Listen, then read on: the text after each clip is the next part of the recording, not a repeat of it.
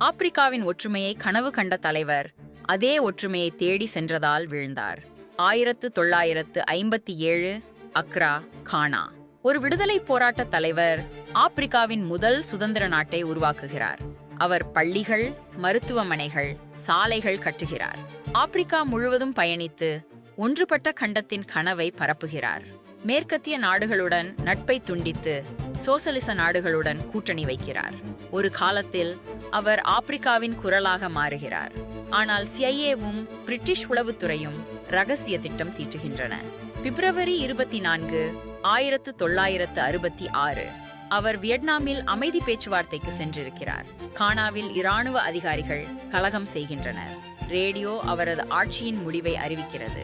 மேற்கத்திய நாடுகள் புதிய அரசை உடனே அங்கீகரிக்கின்றன. ஆப்பிரிக்காவின் ஒற்றுமைக்காக போராடிய தலைவர் குவாமே என்க்ருமா.